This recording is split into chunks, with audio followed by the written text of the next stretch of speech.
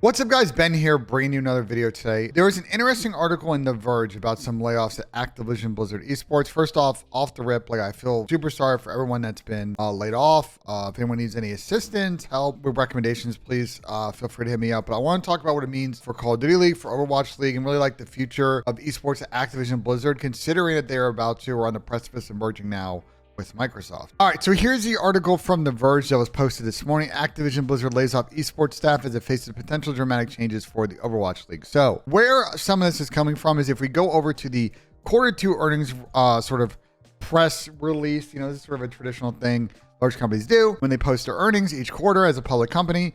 They have this section talking about Overwatch League and basically that there are issues with the league. During the second quarter, we amended certain terms of our collaborative arrangements with team entities participating in the Overwatch League. So this was talked about, if you remember my video in the news from Toronto, the Toronto Ultra parent company Overactive Media talking about Toronto Defiant. This is kind of what this is talking about. According to the amended terms, following the conclusion of the current Overwatch League season, which is going on right now, teams will vote on an updated operating agreement. If the teams do not vote to continue an updated operating agreement, a termination fee of $6 million will be payable to each participating team entity, a total of $114 million for all the ones left. So basically, I think where, this article is coming from, where the report's coming from, is as far as Overwatch League goes, after the season is very much up in the air if the league is going to continue. And I think it kind of makes sense if you sort of consider the full picture of Overwatch League. Unlike CDL, they don't really have marketable North American stars. It's not a massive tentpole franchise in North America, in Europe, in English-speaking countries. And on top of that, China was a big market for Overwatch. And well, as you guys probably know from earlier this year, Activision is no longer operating in China as their deal with NetEase is kind of didn't really come together. And so that's kind of messed up a lot of their economics in Asia. And sort of, if you look at the full picture of Overwatch, it's not great. So I'm not really surprised, scrolling through this, that, Overwatch League is in a position that it's in right now where likely the owners will exit, and then we'll see what happens next. Now, I think before we get to the CDL thing, I kind of have a few things I want to talk about the layoffs and some anonymous quotes that are kind of in here. I trying to teach people, I think people to watch my videos about media literacy. I really want people to kind of pump the brakes on a single anonymous quote being given in articles like this. There's a big problem in politics, for example. People, they are always going to run the best, juiciest quotes in these articles, especially if they're anonymous. Because people are free to say that and on the record anonymous, not going to put their name to it. So there are some quotes in here that I think are kind of insane. This one, I think, to me was kind of wild. As far as I know, and they're talking about some tournament tool that they were working on for, it looks like Overwatch League. And they said they may be able to keep a skeleton crew on to close out OWL and the World Series of Warzone seasons in the next few months. But in my eyes, they are completely unequipped to eternally support anything esports after that. So I take a large exception to this. I think from my knowledge of sort of how they sort of run their entity, and I think for people that don't know my background, I worked the esports engine for a while.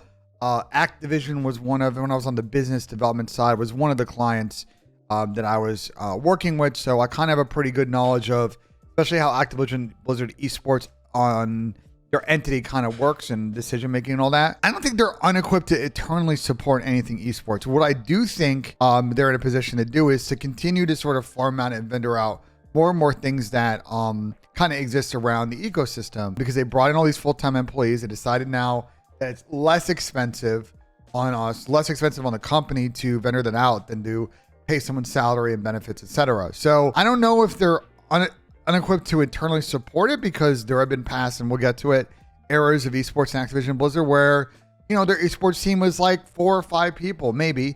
And most of that was done by a vendor and they had their own people. But this is sort of a couple of year expedition in, having a significant headcount of people to run Overwatch League, Call of Duty League, other sort of esports endeavors like COD Mobile, World Series of Warzone, around sort of the franchise operations, and then other sort of support structure that's not like a shared resource elsewhere in the company. So yeah, I think for Overwatch, I'm very curious to see what happens with them next. My guess is, and we'll get to, it's probably tied to the COD thing, but I do think that it will become more of an open ecosystem. I think a third-party operator will start to run it, and we'll see if, it just kind of a slow organic growth of sort of a more participatory system around Overwatch League. I think the difficulty is just the global nature of the esport, but Interesting to see what happens there because I think they're in real trouble. All right, well, let's talk about what this means for COD because I think most of you come here to watch me talk about COD, not about Overwatch. So Jacob Hale obviously kind of tweeted out that quote I just showed you from the article, ridiculous, like anonymous quote. JP responded, JP, coach, analyst, whatever at Optic. The joke tagged Adam, who was president of Esports Engine with their merger with ESL, Faceit, Savvy, PIF, whatever you want to call it. He's no longer attached to the company. Adam responded with this text. And so, from my angle, I kind of think this is sort of the end game for Call of Duty Esports, which is if the owners want to pivot or the league wants to pivot or Activision, Microsoft, whatever wants to pivot away from the franchise model, we have a history in Call of Duty of having a third-party operator. And then after that was essentially kind of like I don't even know what to call it, like the old MLG group, because they were acquired by Activision, but they weren't they were like almost like a side company. But having a vendor or a third party kind of run esports, Activision funds, prize pool and the production economics of the league, but someone else runs it in full turnkey. Like, I think that's where it's going to go. And I don't think that is necessarily bad for Call of Duty Esports. I don't think we need franchising to blow up. I don't think that moving to that third-party model is going to change kind of the branding and the marketing and what these superstars that exist in Call of Duty bring. Because I think that's the biggest strength, right? We talk about, well, what is sort of the big things that CDL have? It's the personalities, it's the storylines, it's the drama. Like, that's not really going to change if we move to, say, sort of a model that we had in Black Ops 4 or World War II. In fact, there might be more roster made, there might be more roster changes. So maybe there's more drama. I don't know. But I think that's where potentially we're going to go. I think there's going to be a slow-ish kind of moving process to probably a third-party operator, whether it's ESL Faceit or, in the case of Adam, whatever he does next, running that. Now, I have a lot of questions of like, all right, are we going to keep the same league format? Is a LAN league going to come back?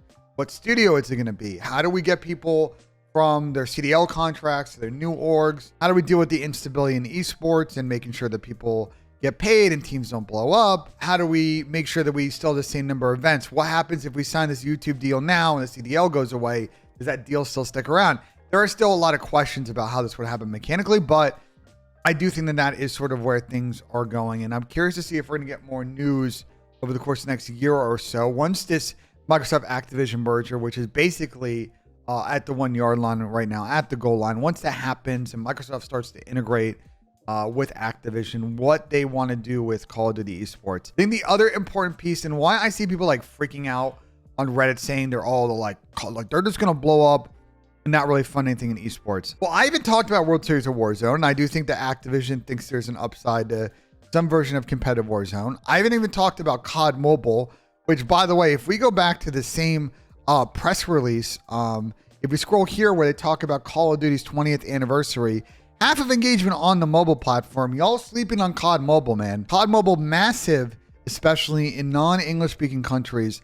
I think as an esport, has a tremendous upside growth. And I think Activision knows that. I think they know that the funnel participation there. They make a lot of money off of microtransactions. If we scroll up, as far as mobile goes, they passed lifetime worldwide consumer spending on COD Mobile since 2019 past $3 billion. So there's a lot of upside here as a marketing expense for COD Mobile. And I think my point is that they're not going to blow up COD Esports because for a franchise and intellectual property that makes billions every year in game sales, billions every year, and part of that billions they make game sales, and part of it is they also make it in microtransactions. It's important to recognize that their marketing spend for this game is massive. It is probably like, and I'm just pulling a BS number out of my hat, like they probably spend somewhere between 8 and 9 figures on just marketing Call of Duty alone. And esports is a significant drop, not a significant drop, but a very small drop in the bucket on that. And I see the ROI spend there. If you're spending, 10 or $15 million to run esports, maybe a little bit more, and in return, you're getting 20 or 25 million, 30 million year over year growth in microtransactions just from that, just from, people spending or getting involved. Like you're making out money out of it, in a weird marketing sense you are. Now, I don't know how you determine that, but whatever. The point is I just think that Activision isn't going to just turn off the faucet. I don't think they're going to just say, oh, we're only going to fund like some online tournaments and champs.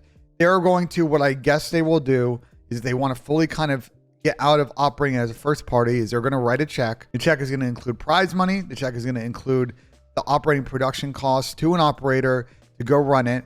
I think Activision will be involved in what Champs is, because that's a big marketing exercise for the company. But everything else, I think they'll let the operator run. So I'm very curious to see theoretically how that works. So yeah, just a collection of my thoughts. This is not based on any especially when I talk about Call of Duty and a third-party operator. This is just like me just kind of making an assumption about how things work. I don't have any information or intel that I think is going to 100% happen. Just knowing the way the wind blows in the industry right now, I just think that that is sort of the path of least resistance for Activision or Microsoft or whatever we want to call it now. And I do think that that is potentially where we're going to be, whether it's after next season, the season after, I'm not sure. But I see where that is going for COD. So let me know in the comments what you thought of this video. Like if you enjoyed, subscribe for more. And as always, guys, we'll see you on the next one.